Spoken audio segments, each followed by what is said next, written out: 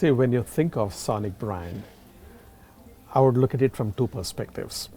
So the first perspective is people are blessed with five senses, typically. The sense of sound is under-leveraged and underexploited by the marketing community. So we are trying to reach the hearts and minds of people. Today we overly rely on the visual medium through the sense of sight. So when there is so much of clutter that is happening, there is an information overload. You need to find alternate ways of reaching consumers and cutting through the clutter and standing out. And that's where Sonic comes in very handy. That's number one. The other way of looking at it is also pretty fascinating. Today when you look at the technologies which are coming at us, whether it is the likes of smart speakers, you got the likes of wearables, the Internet of Things, you are having this new metaverse and Web3 kind of experiences. In many cases, there will not be an opportunity to showcase your brand in a visual form. But as a brand, you don't want to be absent, you want to show up. So that's where Sonic comes in extremely handy. So from both these perspectives, Mastercard has embarked on finding out what kind of a brand representation should we have in the Sonic world, and that's our Sonic branding.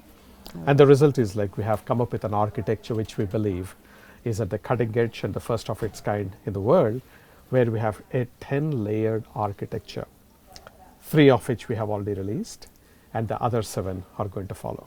Wow. That sounds both complex and amazing. I can't wait to hear more about it. That said, though, I mean, it really sort of begs the question, what else? You know, what are other innovative ways that you think about engaging with consumers in this sort of cluttered world that maybe go beyond the traditional in marketing and advertising? So I would say that when you're trying to look to reach and connect with the consumers and engage them in the most interesting fashion, in a most memorable fashion with a great experience, the latest and the greatest in this sphere is what I call multi-sensory marketing. So we just spoke about the audio part of it. Now there are other 3 senses which are there, the sense of touch, the sense of smell, the sense of taste. How do you really bring those senses into play when a brand is interacting with consumers? So that's what is multi-sensory branding. So for example, at Mastercard, in the area of smell, we launched 2 fragrances. These are 2 signature fragrances which have been created by 2 extraordinary women perfume creators.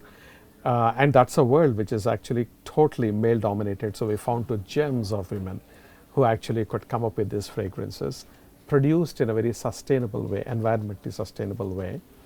And the profits we make out of it, we contribute back to the communities in which those organic ingredients are all grown. So what happens as a result of which is, a fragrance is the most accessible part of a luxury lifestyle. When we want to appeal to the affluent segment, because we got 2.8 billion consumers, and we have to appeal to somebody who is at the top of the rung as well as somebody who is at the other end of the spectrum, economic spectrum. So what we find is that particularly for the middle class, affordable luxury is something which they aspire to, but not easily available. That's what we created through these fragrances. So this is one part of it. Now when you look at the sense of taste, it's another fascinating thing. So we initially created a table on top of a billboard in Times Square. And on that table, we would serve a 3-course or a 5-course meal, depending on lunch or dinner, with some celebrated chefs, Michelin-starred chefs. And we have some celebrities as well sitting, but other consumers will come and have it. And we called it Priceless Table, our very first one. And it really resonated very well. And it got sold out in a matter of few minutes.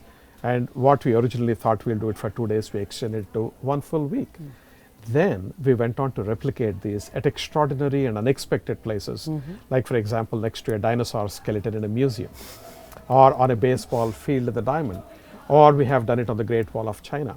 So we do it all kinds of exotic and unexpected places and create experiences which are culinary in nature, but are totally unforgettable. We call them priceless experiences. And the most recent one in this case is what we have done. We launched 2 restaurants. Now one restaurant is there in Brazil, in Sao Paulo, the other one is in Mexico City. And these restaurants actually give you exotic, very, very beautiful, unique experiences in the culinary space that money cannot buy, but you can get them if you have a Mastercard. So this is how you're totally trying to really engage consumers Yep. in different ways and going above and beyond the traditional, the classical, and the overused. Well, it's funny because it's not exactly surround sound. It's more like capturing different moments for them, capturing their senses in ways that are just really beautiful and unique. You know, rather than like, I have to wrap myself around you. It's very cool.